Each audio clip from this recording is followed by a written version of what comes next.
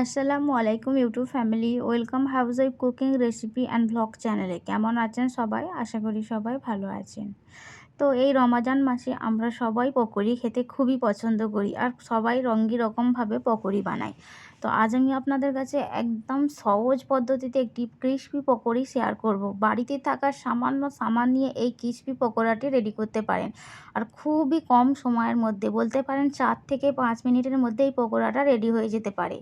তো কিভাবে আমি বানাচ্ছি এই ক্রিসপি পকোড়া দেখতে হলে পুরো ভিডিওটা অবশ্যই দেখবেন। ভালো লাগলে একটা লাইক করবেন, কমেন্ট করবেন, শেয়ার করবেন। আর নতুন ফ্রেন্ড যারা, তারা চ্যানেলটি অবশ্যই সাবস্ক্রাইব করবেন। তো কিভাবে বানাচ্ছি আমি এই ক্রিসপি পকোড়া দেখতে হলে পুরো ভিডিওটা অবশ্যই দেখুন। রামাদানের স্পেশাল ভেজ পকোড়া বানানোর জন্য এখানে একটি মিডিয়াম সাইজের আলুকে কুচি করে নিয়েছি, গাজর কুচি নিয়েছি, ধনেপাতা কুচি নিয়েছি, পেঁয়াজ কুচি নিয়েছি। তো আপনারা চাইলে আরও কিছু ভেজিটেবল অ্যাড করতে পারেন, যেমন ক্যাপসিকাম, বাঁধাকপি। তো আমার বাড়িতে যেটুকু ভেজিটেবল ছিল আমি সেগুলোই নিয়েছি, আর তার সঙ্গে নিয়েছি কাঁচা মরিচ কুচি। খুব ইজি আর ইউনিক রেসিপি, এই রমাদান স্পেশালের জন্য অবশ্যই বানাতে পারেন এই পকোড়াটি। তো প্রথমে আমি হাতের সাহায্যে সমস্ত ভেজিটেবলগুলো ভালো করে একটু মিক্সড করে নেব। অবশ্যই একবার ট্রাই করবেন, 5 মিনিটে রেডি হয়ে যাবে চটপটে এই ক্রিসপি পকোড়া। দোকান থেকে না কিনে বাড়িতেই 5 মিনিটে রেডি করে নিতে পারেন এই পকোড়াটি। ফার্স্ট আমি একটি বাউলের মধ্যে সমস্ত ভেজিটেবলগুলো নিয়ে নিলাম।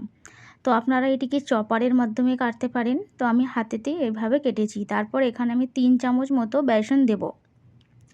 আমি এখানে বেসনের কোয়ান্টিটি একটু বেশি দেবো, কারণ এই পকোড়ায় বেসনের কোয়ান্টিটি যত দিবেন তত বেশি ক্রিস্পি হবে এবং খেতেও খুব মজা লাগবে।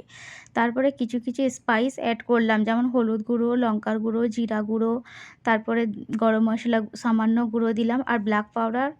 আর জিরা গুঁড়ো যে আমি দিয়েছি এটি বাড়িতেই তৈরি করে রাখা। তো আপনারা আপনাদের ইচ্ছা মতো স্পাইস ব্যবহার করতে পারেন। তারপর আমি অল্প অল্প পানি দিয়ে একটি সুন্দর পেস্ট বানাবো। এই দেখে নিন, এখানে একটি আমি সুন্দর পেস্ট বানিয়ে নিয়েছি। খুব বেশি পাতলাও করব না, আর খুব বেশি ঘনও করব না, একদম মিডিয়াম। ভেজিটেবলগুলো ভালো করে বেসনের সাথে মিক্সড করে নিয়েছি। তারপর একটি ফ্রাই প্যানের মধ্যে আমি ডুবো তেল দিয়ে দিলাম।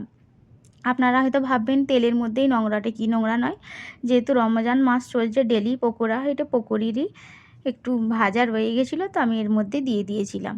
তারপর একে একে হাতের সাথে আমি পকোড়িগুলো এইভাবে ছেড়ে দেব। আপনাদের কাছে যদি চামচ থাকে চামচে করেও তুলতে পারেন, শেপটি আপনারা ইচ্ছা মতো দেবেন। তবে খেয়াল রাখবেন খুব বেশি মোটা করবেন না, কারণ ভিতরে গদগদে ভাব থাকতে পারে। আর চুলোর ফ্লেম মিডিয়াম টু লো থাকবে, হাই একদমই থাকবে না। খুব লো ফ্লেমে আস্তে আস্তে পকোড়িগুলো ফ্রাই করে নিতে হবে, একদম মুচমুচে ক্রিস্পি পকোড়ি রেডি হবে। আমি সমস্ত পকোড়ি এখানে দিয়ে দিলাম। তারপর আস্তে আস্তে পকোড়াগুলো আমি উল্টে নেব। খুব সুন্দর খেতেও লাগবে, আর টাইমও একদম কমের মধ্যে এই পকোড়াটা রেডি হয়ে যাবে।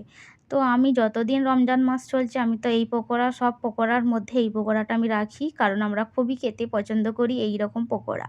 তো আপনারা অবশ্যই বাড়িতে একবার ট্রাই করবেন, এই রকম ক্রিসপি পকোড়া খুব ঝটপট রেডি হয়ে যাবে। আর গাজর যদি নাও থাকে, পেঁয়াজ আলু দিয়েও বানাতে পারেন, শুধু আলু দিয়েও বানাতে পারেন, কিংবা শুধু পেঁয়াজ দিয়েও বানাতে পারেন।